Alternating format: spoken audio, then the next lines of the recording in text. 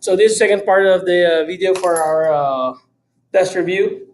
Again, we're finding here the a sub 12 using the given here. We know the formula for geometric sequence is a sub n is equal to a sub 1 r to the n minus 1. Since we're looking for the 12, so a sub 12. So there, you know that n is equal to 12. A sub 1 is 2, r is 1/3, n is going to be 11. N minus 1 will be 11, I mean. So use a calculator from there. 1 divided by 3, close parenthesis, raised to the 11th power. It's a big exponential times 2. It gives me a sub 12, 1.12 times 10 to the negative 5. That's a scientific notation. You can try to do math, fraction. Let's see. It didn't give me anything. So we'll keep it that way for now. Next, let's do number 7 here. What are they looking for here? They're looking for, well, I cannot read that one. Let's go with number 8. That's 8 to the 6, negative 1, 9.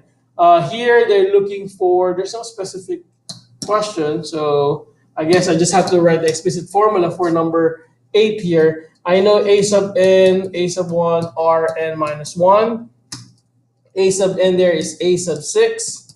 I don't know what's a sub 1.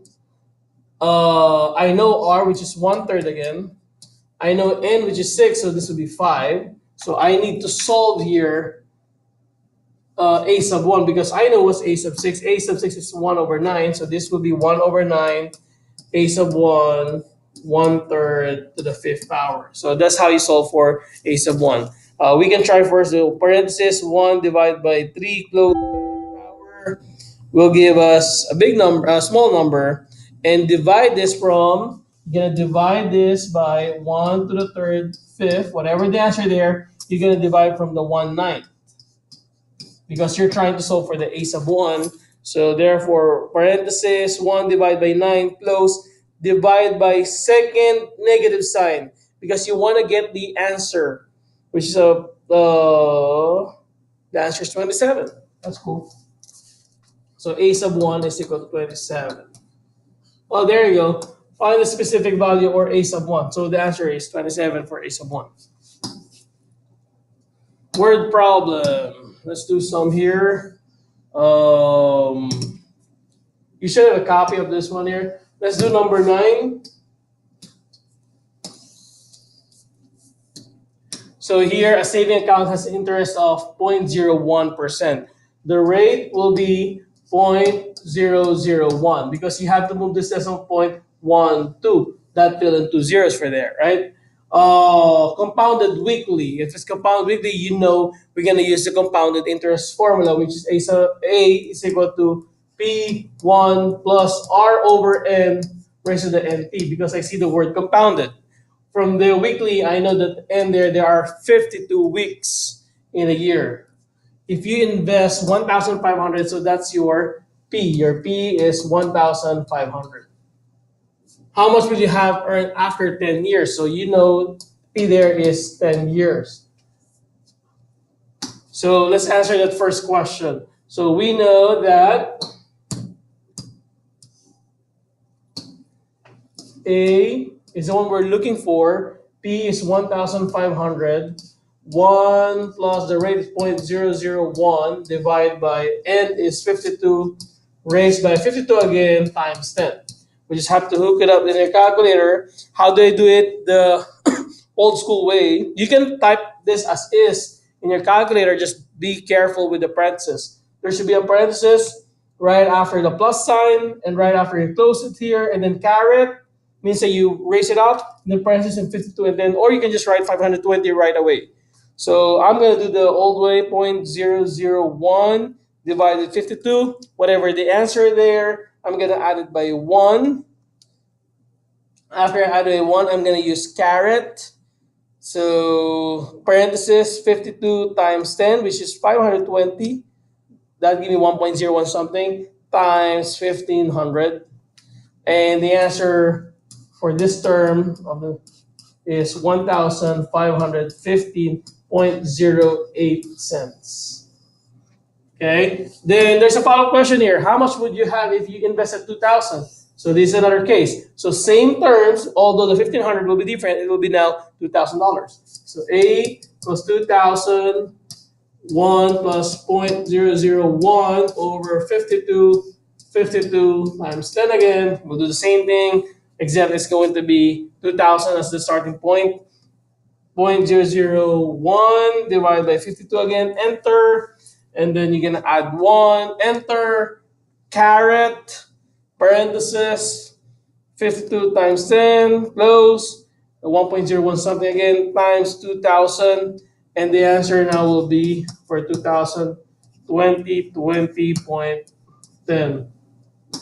Some dollars right there. How long it would take to get 3,000? So here, this kind of question, you know already it's going to be 3,000 you're gonna get at a certain time, but you do not know what is that time. So we're looking here for t. So we know it's going to be 3,000. And the starting point, I'm assuming here you go back to the 1,500, which is your original question. 1 plus 0.001 divided by 52 and 52 times t, right? So here, how do you do this one here? There are two ways. One is something that we haven't learned yet, which is using logarithm. And the other way is use your calculator. For this one here, we have this one here. I'm going to highlight with green. This green, that's not green. This green here, I'm going to plug into the y equals of my calculator on the top left there. And then the next one here, which I will use a yellow one, I'm going to hook this up in my calculator, except that the t there, I'm going to use x, okay? And I will find their intersection. Wherever they intersect, that's the value for the x or the time year, okay? All right. Moving on. Let's do number 10 here. The mockingbird population in Texas increases plus growth at the rate 8.35. So 0.0835. If the mockingbird population in Texas is currently 1,345,000, how many birds will be in Texas in 5 years? So here, I did not read anything about a compounded. So I'm going to use the formula A, P1 plus R to the T power. The initial one is 1, 3, 4, 5, 500.